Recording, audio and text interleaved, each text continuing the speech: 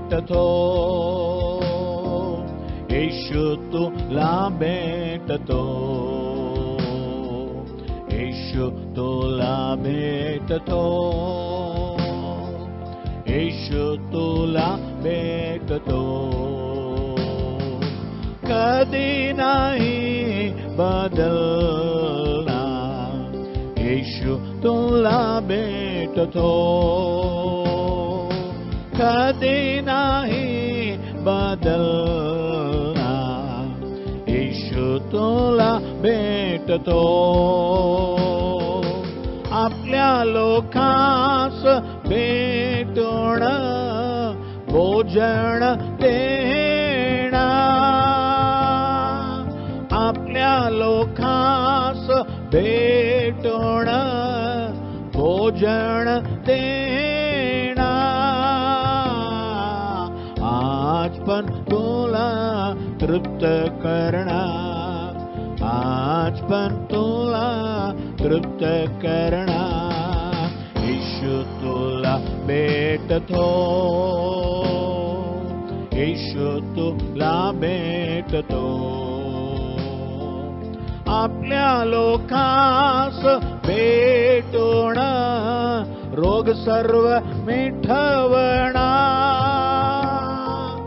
आपल्या लोकांस भेटून रोग सर्व मिटवणार.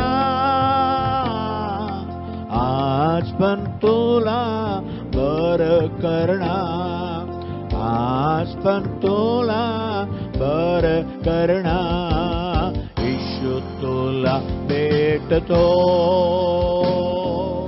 येशू तुला भेटतो, येशू तुला भेटतो, येशू तुला भेटतो. आपल्या लोकांस भेटून अद्भुत करणार,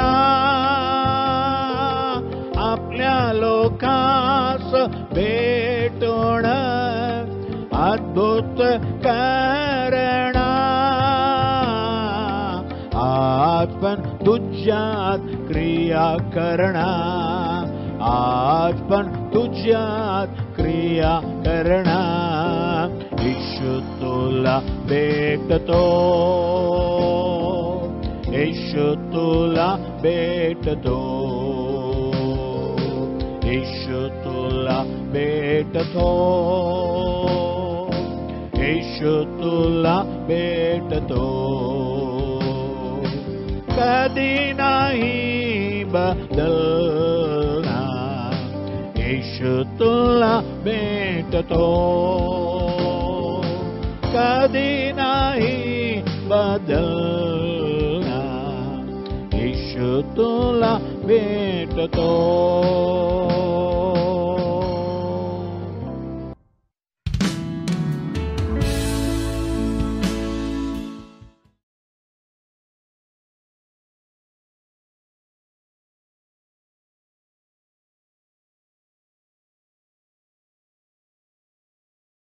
आमेन, हालेलुया. आमचे प्रिय बंधू बहिणींना येशूच्या नावाने नमस्कार. आणि आजचा येशू तुला भेटतो कार्यक्रमासाठी तुम्हाला सर्वांना आमचे प्रेमाचे आमंत्रण आहे. आतापर्यंत देवाचे गाणे ऐकले, गीत ऐकली, देवाची महिमा केली. आता चला देवाच्या वचनाला जाऊया, कारण देवाचं वचनच आमच्या मार्गासाठी दीप आहे आणि आमच्या पायासाठी उजड आहे. आज पण देवबापा आम्हाला त्याच्या वचनाच्या उजेडामध्ये, प्रकाशामध्ये आम्हाला नेऊ दे. करितकरास पहिली पत्री 13 अध्याय 12 वचनामध्ये, 1 Corinthians 13:12, 1 Corinthians 13:12. करितकरास पहिली पत्री 13 अध्याय 12 वचन.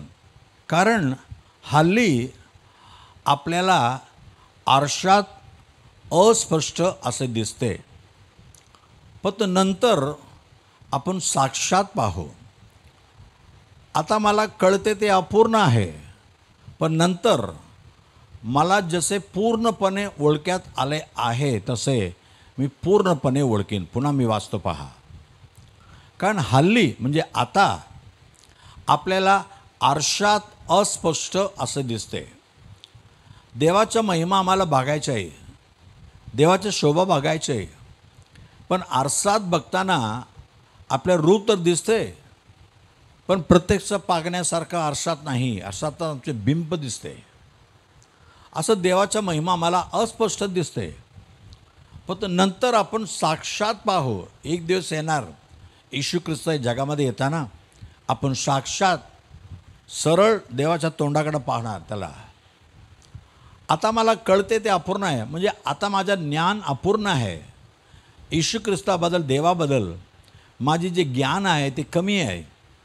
पूर्ण ज्ञान मला प्राप्त झालं नाही. पण नंतर मला जे पूर्णपणे ओळख्यात आले आहे असे तसे मी पूर्णपणे ओळखेल.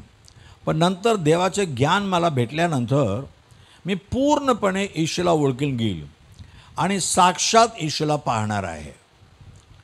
ही गोष्ट असं आहे, पुष्कळ वेळा आपण काय म्हणतो, दे बापा तुझे दर्शन दे, दर्शन दे, दर्शन दे.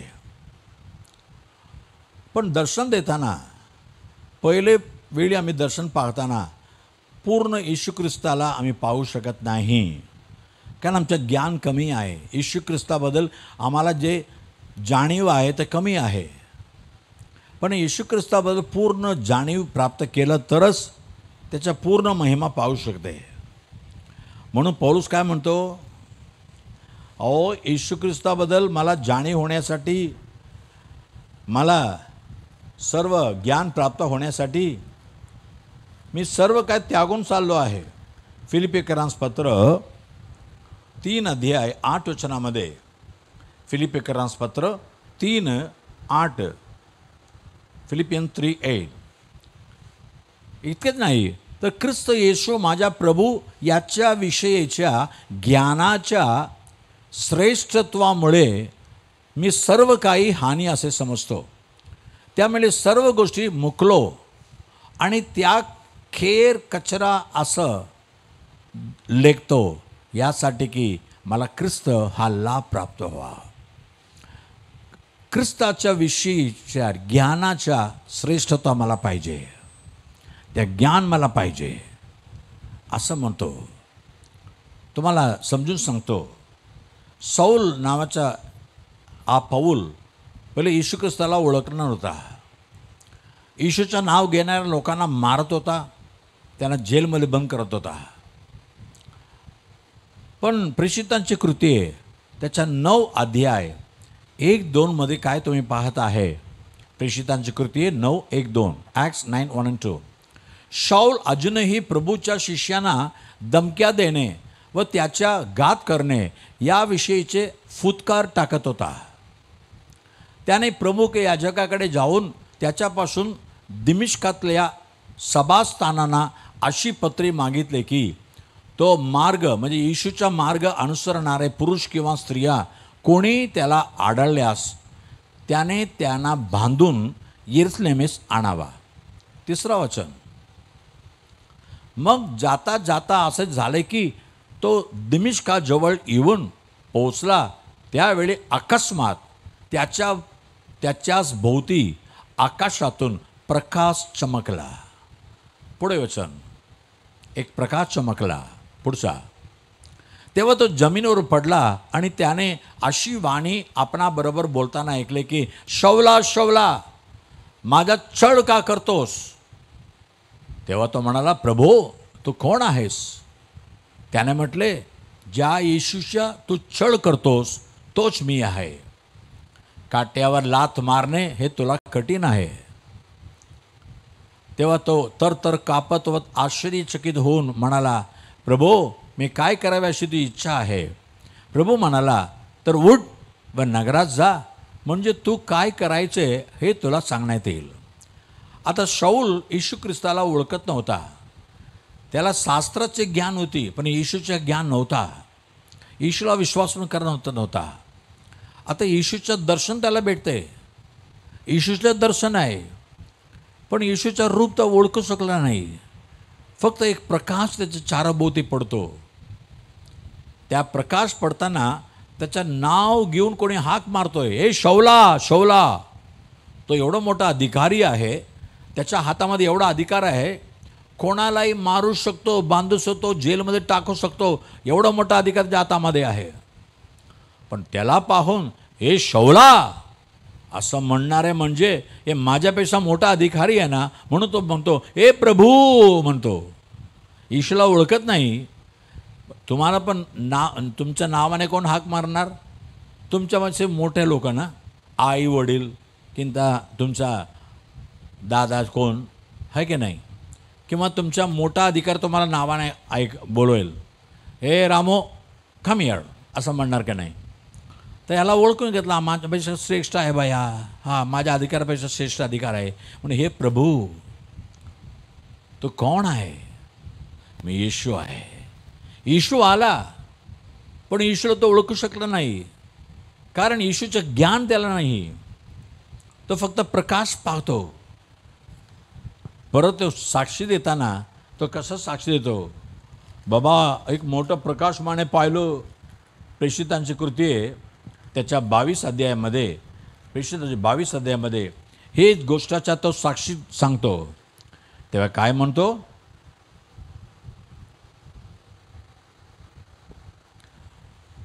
22:6 ॲक्ट्स 22:6 प्रेषितांची कृती 22:6.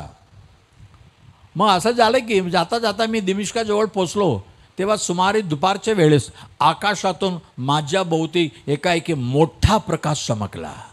मोठा प्रकाश चमकला म्हणजे प्रकाश येशूचा आहे. तुम्ही प्रेषितांची कृती 9:17 प्रेषितांची कृती 9:17 ॲक्ट्स 9:17 अनन्या यावेळी सौलाकडे येतो. 3 दिवस सौल प्रातामध्ये आहे, ते डोळे दिसत नाही. पण अनन्या काय म्हटलं? हे शौल भाऊ, तू वाटेने येत असताना ज्या प्रभूने म्हणजे येशूने तुला दर्शन दिले, वाट्यामध्ये मार्गामध्ये येशूने दर्शन दिले, पण येशू म्हणून त्याला ओळखू शकला नाही, कारण येशूबद्दल ज्ञान नाही.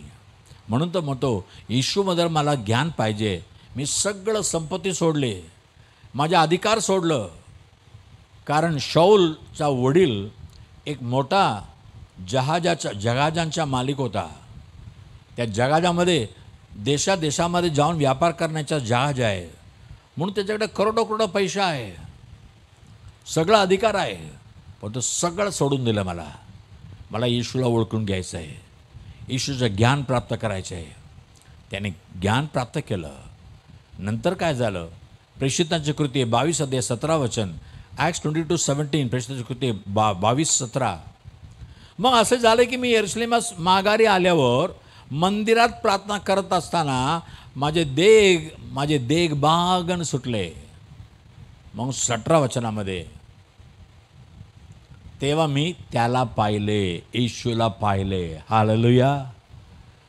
पहिलं येशूला पाहून येशू म्हणून ओळखू शकला नाही, तर म्हणतो येशूला मी पाहिले, प्रत्यक्ष पाहिले. प्रेषितांची कृती 23:11 ॲक्ट्स 23:11 प्रेषित 23:11. त्याच रात्री प्रभू सौला पुढे उभा राहून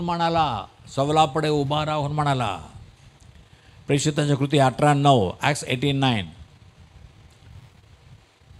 18:9 प्रेषितांची कृती 18 अध्याय 9 तेव्हा प्रभूने रात्री पौलाच्या दृष्टांतात म्हटले, भिवू नकोस, बोलत जा, उभा राहू नकोस. प्रत्यक्षात दर्शन भेटते. तुम्ही पण येशूला ओळखायला पाहिजे. तुम्हाला येशूला पाहायला तुम्हाला आवड आहे. एक गोष्ट तुम्हाला सांगतो. पहिले राजा त्याच्या 19 वचनामध्ये, पहिला राजा 19 अध्याय त्याच्या 11 वचनामध्ये 19:11 एलिया येथून बाहेर निघून जा, पर्वतावर परमेश्वरासमोर उभा राहा. तेव्हा पहा, परमेश्वर जवळून जात असताना त्याच्या समोरून मोठा सुसाट्याचा वारा सुटून डोंगर विधारत व कडक फोडत होता. पण त्या वाऱ्यात परमेश्वर नव्हता. परमेश्वरच जात आहे वाऱ्यामध्ये, पण परमेश्वरला पाहिलं नाही. वारा फक्त बघतो. वारा सुटल्यानंतर भूमिकंप झाला, पण त्या भूमिकंपातही परमेश्वर नव्हता. भूमिकंप झाला, त्यानंतर 11-12 वचनामध्ये भूमिकंपानंतर अग्नी प्रकट झाला, पण त्या अग्नीतही परमेश्वर नव्हता. त्या अग्नीनंतर शांत मंद वाणी झाली. पुढं पहा, एलियाने ते ऐकताच आपल्या जग्याने आपल्या टावेल घेतला आणि तोंड झाकून घेतले व बाहेर जाऊन गुहेच्या तोंडाशी तो उभा राहिला. तेव्हा वाणी ऐकतोय, एलिया तू इथे काय करीत आहेस? पहा, वारा सुटला, भूकंप झाला, अग्नी पण आले, पण तो परमेश्वराला पाहू शकत नाही. परमेश्वरच जातोय, देवाचं रूप पाहिल्यानंतर एक शांत आवाज, आणि एलियानं ओळखून घेतलं. आता देवाला प्रत्यक्ष पाहू शकत नाही, तावेलाने तोंड झाकून घेतला आणि येतो. असं तुम्ही पहिले वेळी दर्शन पाहताना तुम्ही प्रत्यक्ष येशूला पाहू शकत नाही. ज्योती पाहणार, असा वारा सुटताना पाहणार, तुम्हाला असं वाटेल की कोणी तुमच्या जवळ उभं आहे, पण तुम्ही पाहू शकत नाही. म्हणजे देवाची प्रसन्नता उपस्थिती तुम्ही ओळखून घेता. पण नंतर काय होणार? देवाला तुम्ही प्रत्यक्ष पाहणार, तुमच्या ज्ञान वाढताना प्रत्यक्ष पाहणार. आणखीन एक गोष्ट सांगतो, निर्गमन त्याच्या 3 अध्याय 2 वचनामध्ये, एक्सोडस 3:2, निर्गमन 3:2, एक्सोडस 3:2.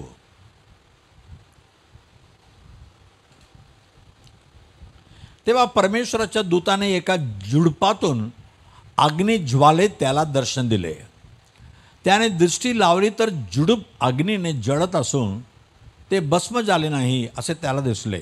पुढचे वचन, तेव्हा मोशे काय केला? मोशे म्हणाला, मी आता तिकडे जाऊन हा काय चमत्कार आहे ते झुडूप का भस्म होत नाही ते पाहतो. पुढे, ते पाहण्यास मोशे तिकडे वळला, असे परमेश्वराने पाहिलं आणि झुडपातून देवाने त्याला हाक मारून म्हणाले, मोशे मोशे. तेव्हा तो म्हणाला, काय आज्ञा? देव त्याला म्हणाला, इकडे जवळ येऊ नकोस, तो आपल्या पायातले जोडे काढ, कारण ज्या जागी तू उभा आहेस ती भूमी पवित्र आहे. पुढचं वचन, आणि तो आणखी म्हणाला, मी तुझ्या पित्याचा देव, अब्राहमाचा देव, इसाकाचा देव, याकोबाचा देव आहे. तेव्हा मोशेने आपल्या तोंड झाकले, कारण देवाकडे पाहण्यास तो भ्याला. आता मोशे आता देवाला ओळखत नाही, पण देवाने हाक मारले, मोशे मोशे.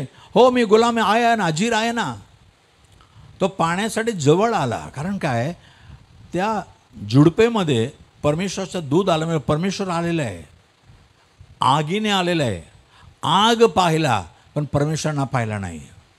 आगीतून आवाज ऐकला पण परमेश्वराचं रूप पाहिला नाही. पण त्यामध्ये देव आहे हे त्याला ओळखून घेतला, म्हणून तोंड झाकत आहे, मग देवाचा महिमा पाहू शकत नाही. पण काय झालं नंतर? मोसा परमेश्वराजवळ प्रार्थना करत राहिला, 40 दिवसाची उपासी प्रार्थना, असं देवाजवळ जास्त दिवस राहून देवाचे ज्ञान त्याला प्राप्त झाले. नंतर काय झालं? निर्गमन 33:11, एक्सोडस 33:11, निर्गमन 33:11. मित्राशी बोलावे असे परमेश्वर मोशेचे समोरासमोर बोलत असे. मोसा लांब होता, परमेश्वराला पाहू शकत नव्हता. आता देवासमोर समोरासमोर बोलत आहे. आणि गणना 12:8 गणना 12:8, नंबर्स 12:8, मी त्याच्याशी स्पष्टपणे तोंडोतोंड बोलत असतो, गूढ अर्थाने बोलत नसतो. परमेश्वराचा स्वरूप तो पाहत असतो. पहा, आता मोसा एवढं जवळ आला परमेश्वराचा, तो परमेश्वर तोंडातोंड बोलत आहे, असं समोर पाहून बोलत आहे. आणि अनुवाद 34:12, ड्यूटोनॉमी 34:12, अनुवाद 34:12, इथं काय दिलेलं आहे? मोसेने सर्व इस्रायल समक्ष आपल्या हाताचा जो पराक्रम, जो भयंकर दसरा प्रकट केला, त्याबद्दल त्याच्या समान कोणी झाला नाही. म्हणजे तमिळमध्ये त्याच्या समान परमेश्वराला ओळखलेले, परमेश्वराचं ज्ञान प्राप्त केलेले आणखीन कोणी नव्हता. म्हणजे देवाचे ज्ञान त्यांनी प्राप्त केले.